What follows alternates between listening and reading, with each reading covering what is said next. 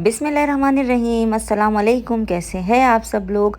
अच्छा जी, तो आज एक आईब्रो थ्रेडिंग की वीडियो लेके मैं आप लोग के लिए आई हूँ। चलिए जी, सबसे पहले आप लोग अपने आईब्रो को जिस तरह से मैंने आपको बताया किस तरह से हम ट्विस्ट करेंगे, 7 to 8 टाइम ट्विस्ट कर लेंगे। इसके बाद अपने आईब्रोज का जो भी पार्ट है इसके ऊपर की तरफ ये देखिए मैं किस तरह से धागा रख रही हूँ। याद रहे कि धागा बहुत अंदर की तरफ नहीं खींचना है, ठीक है। आप लोग अपने हैंड पे प्रैक्टिस कर चुके होंगे, तो मैं आप लोग को सिर्फ इन आईब्रोज के एक्स्ट्राज निकालने का तरीका बता रही हूँ। देखो जिस तरह से मैं धागा रख रही हूँ इसी तरह से आप लोग को देखो धागा रखना है, बिल्कुल आईब्रोज के अंदर नहीं ले जाना है।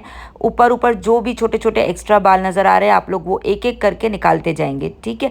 अगर आप लोग की प्रैक्टिस लाइन निकालने की हो गई है तो आप लाइन भी निकाल लोगे।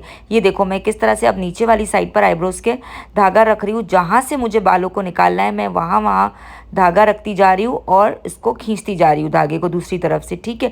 तो मेरा वो बाल निकलता जा रहा है। याद रहे आपको जहाँ से बाल निकालना है धागा आपको वहीं रखना है। ऐसा नहीं है कि आपको बाल निकालना कहीं और है और धागा आप कहीं और रख रहे हो, ठीक है। इससे क्या होगा कि क्लाइंट की स्किन भी आ सकती है और इनको रैश भी पड़ सकता है, ठीक है। अच्छा, आईब्रोज बनाते वक्त हमेशा क्लाइंट को कहा करें कि ऊपर से और नीचे की तरफ से टाइटली पकड़ ले। इससे क्या होगा कि स्किन टाइट हो जाएगी और हमारी स्किन पे कोई भी निशान या डैमेज नहीं आएगा, सही है। आप लोग देखो मैं कितने दूर दूर से छोटे छोटे बाल निकाल रही हूँ, ठीक है। इसके बाद हम आईब्रोज के फ्रंट वाली साइड पर आएंगे। क्लाइंट को बोलेंगे ऊपर की तरफ से आईब्रोज को टाइट पकड़ ले ताकि आप लोग नीचे वाली साइड से अच्छी तरह से बालों को रिमूव करके एक अच्छी सी फिनिशिंग दे सके, ठीक है।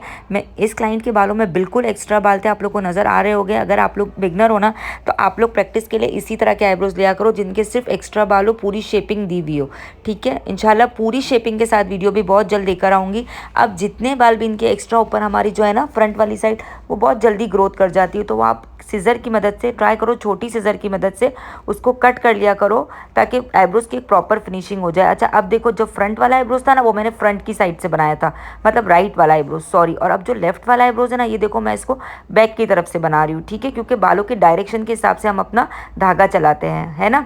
तो देखो अब मैं किस तरह से आईब्रोज के सिर्फ ऊपर जितने भी एक्स्ट्रा बाल है ना उसको रिमूव कर रही हूँ। मैं बिल्कुल भी आईब्रोज के शेप को नहीं छेड़ रही हूँ क्योंकि आईब्रोज की शेपिंग ऑलरेडी हुई भी है। अब देखो जितने भी मुझे एक्स्ट्रा नजर आ रहे हैं ये देखिए किस तरह से फिनिशिंग आ जाती है। मैं थोड़े थोड़े बाल करके निकाल रही हूँ क्योंकि मुझे आप लोगों को सिखाना है। अदरवाइज तो मैं पूरी एक लाइन भी एक साथ निकाल सकती हूँ, लेकिन आप लोग को बताना था इसलिए मैं इसको आराम आराम से निकाल रही हूँ ताकि आप लोग देखते जाओ। जहाँ जहाँ मुझे बाल नज़र आ रहे थे, आप लोग को शायद वीडियो में इतने क्लियर नज़र नहीं आ रहे हो, लेकिन जहाँ जहाँ मुझे बाल नज़र आ रहे थे मैं इसको थोड़े थोड़े करके आराम से निकाल रही थी। अच्छा, आईब्रोज बनाने से पहले ये कर लिया करो कि आप लोग है ना थोड़ा सा टेल्कम पाउडर लगा लिया करो, ठीक है। मैंने भी टेल्कम पाउडर लगाया था, शायद वीडियो में मैं रिकॉर्ड करना भूल गई होगी, लेकिन आप लोग भी क्या क्या करो कि एक थोड़ा सा टेल्कम पाउडर लगा लोगे ना, इससे क्या होगा एक तो आपको आईब्रोज के बाल जो है ना वो क्लियरली नजर आएगी। दूसरा, अगर आपकी स्किन थोड़ी सी भी ऑयली या रफ मतलब ऑयली सी हो रही होगी ना, ग्रीसी ग्रीसी पसीने वाली, तो धागा आराम से चलेगा पाउडर लगाने से, ठीक है। अदरवाइज क्या होगा कि बाल चिपके चिपके रहेंगे ना तो वो धागे में अच्छी तरह से नहीं आएंगे, ठीक है। और कभी भी कहीं पर भी कोई बाल ऐसा हो ना, अक्सर थ्रेडिंग करते हुए ऐसा होता है बाल अटक जाता है, वो नहीं निकल रहा होता है, तो आप उधर भी अच्छे क्वांटिटी में पाउडर लगाया करो और उसको निकाल लिया करो, ठीक है। इस तरह से क्या होगा कि आप लोग की आईब्रोज की प्रैक्टिस अच्छी हो जाएगी और आप लोग है ना आराम से आईब्रोज बनाना सीख जाओगे। कोशिश क्या करो, एक बार और बोल रही हूँ कि जब भी किसी के आईब्रोज की बनाने हो ना, प्रैक्टिस करनी हो, तो वो आईब्रोज लो जो आप लोग के पास बिल्कुल एक्स्ट्रा हो, ठीक है। इसके बाद सेंटर से ऊपर वाली साइड से जहाँ जहाँ एक्स्ट्रा बाल है सब रिमूव कर लो, वहाँ तो प्रॉब्लम नहीं आएगा ना। फिर उल्टे आईब्रोज में भी मैंने सेम यही किया कि जो भी एक्स्ट्रा ऊपर का बाल था ना, जो हमारा बिल्कुल ब्रिज की तरफ होता है, मतलब हमारे नोज़ के ब्रिज की तरफ होता है, वहाँ से कटिंग कर लिया। अब जितना भी सेंटर पे एक्स्ट्रा बाल था ऊपर की तरफ था वो मैं एक रिमूव कर दूंगी और अब मेरे आईब्रोज कंप्लीट है।